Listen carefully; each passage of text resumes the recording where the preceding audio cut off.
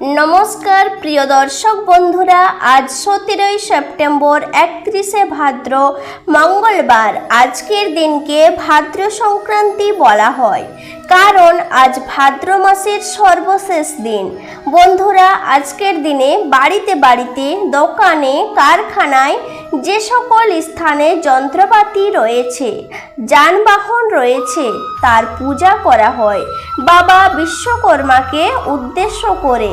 আজকের দিনে অনেকেই হয়তো পালন করছেন অরন্ধন, ভাদু পূজা এবং শ্রী শ্রী মনসা দেবী ও অষ্টনাগের পূজা।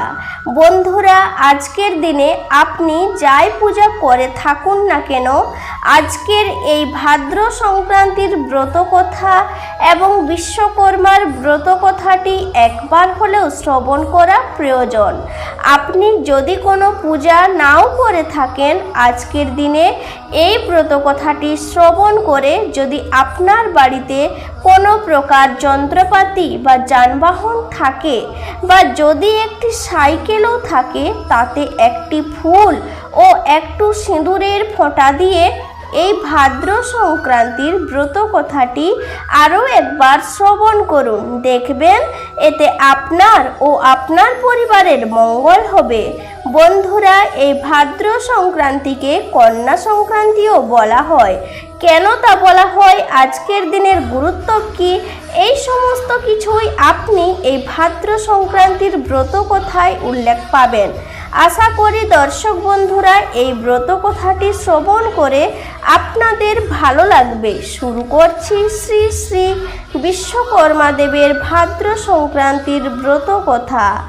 জয় শ্রী বিশ্বকর্মা, জয় শ্রী বিশ্বকর্মা, জয় শ্রী বিশ্বকর্মা।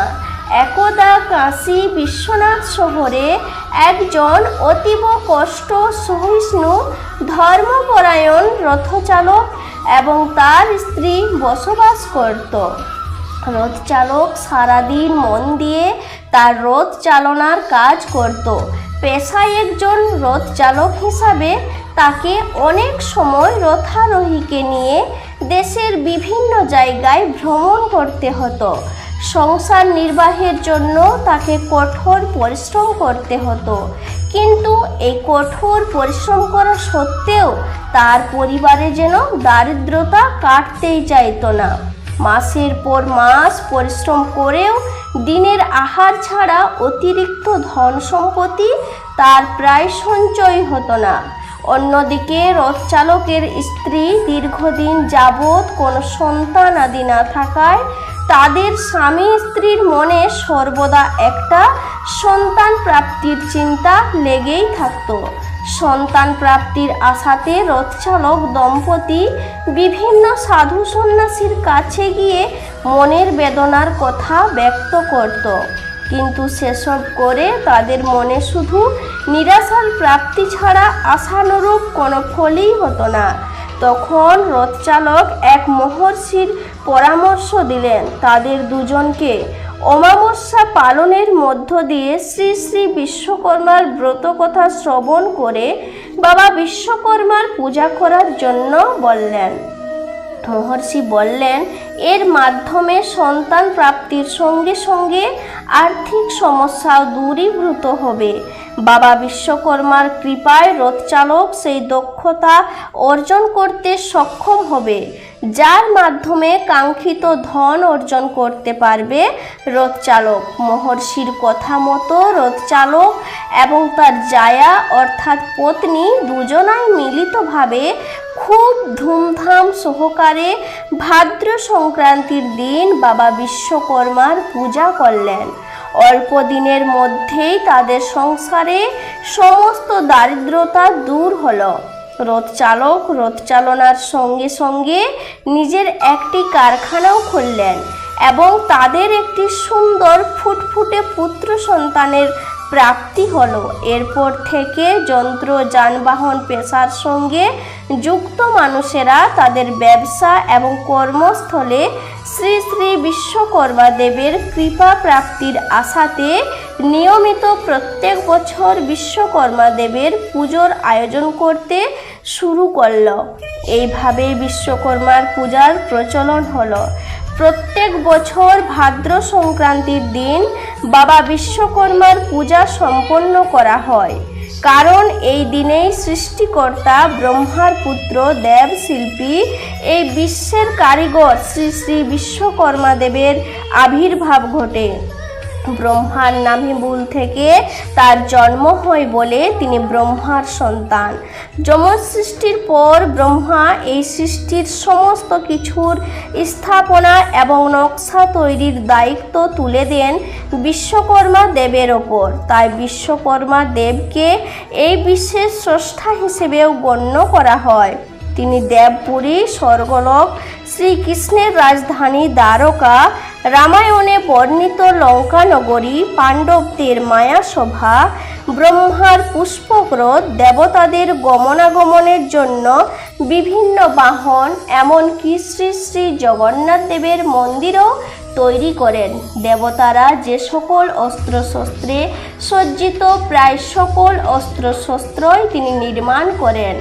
যে ধনুক দিয়ে ভগবান শিব ত্রিপুরাসুরকে বধ করেছিলেন, যে ধনুক পরশুরামের কাঁধে শোভা পেত, সেই ধনুক বিশ্বকর্মার সৃষ্টি। বৃত্রাসুর বধের জন্য বিশ্বকর্মা দধিচির মুনির অস্থি থেকে বজ্র নির্মাণ করে দেবরাজ ইন্দ্রকে তা প্রদান করে।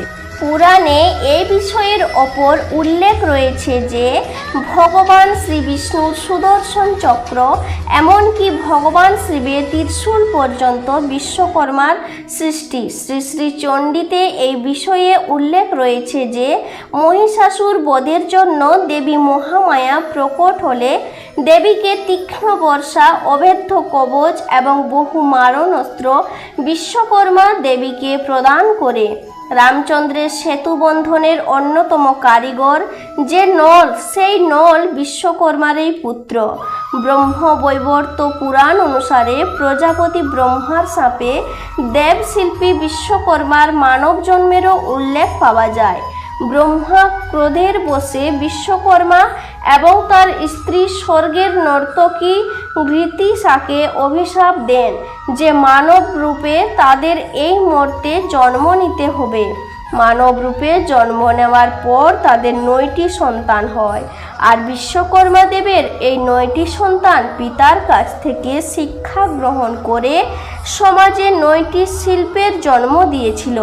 আর এই 9টি শিল্প হলো, প্রথমটি কর্মকার বা কামার, দ্বিতীয়টি হলো কাষ্ঠশিল্প অর্থাৎ ছুতোর বা সূত্রধর, তৃতীয়টি হলো স্বর্ণকার অর্থাৎ অলঙ্কার শিল্প, চতুর্থটি হলো মৃৎশিল্প বা কুম্ভকার, পঞ্চমটি হলো চিত্রকার অর্থাৎ যিনি অঙ্কন শিল্প শেখান, ষষ্ঠটি হলো শঙ্খশিল্পী অর্থাৎ যিনি শঙ্খ তৈরি করেন, সপ্তমটি হলো কাংসকার অর্থাৎ যিনি ধাতু নির্মিত বিভিন্ন যন্ত্রপাতি তৈরি করেন, অষ্টম শিল্প হলো কুবিন্তক অর্থাৎ যিনি তাঁত বা বয়ন শিল্পের সঙ্গে যুক্ত, এবং সর্বশেষ পুত্রটি হলেন মালাকার অর্থাৎ যিনি ফুল এবং পুষ্প শিল্পের সঙ্গে যুক্ত।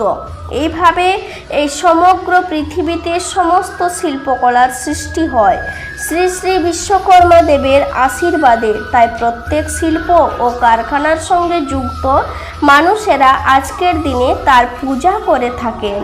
এই বিশ্বকর্মা পূজার দিন ভাদ্র সংক্রান্তিকে কন্যা সংক্রান্তিও বলা হয়, কারণ এই দিন শ্রী বিশ্বকর্মা এবং তার কন্যা উভয়েই শ্রাপমুক্ত হয়েছিলেন।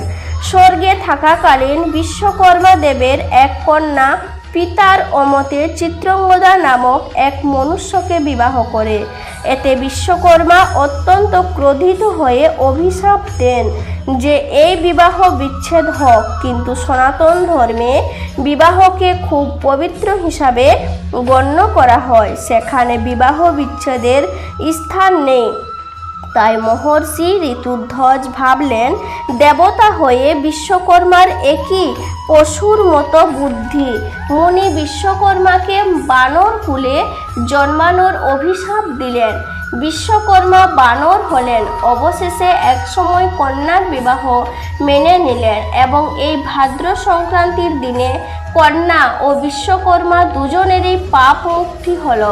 তাই আজকের দিনকে কন্যা সংক্রান্তিও বলা হয়, যে কারণে বলা হয় আজকের দিনে কন্যা জাতির কোনো প্রকার যাতে অপমান অসম্মান না হয় সেই বিষয়টি খেয়াল রাখা দরকার। আশা করি দর্শক বন্ধুরা এই ভাদ্র সংক্রান্তির বিশ্বকর্মা দেবের ব্রত কথাটি শ্রবণ করে আপনাদের ভালো লেগেছে।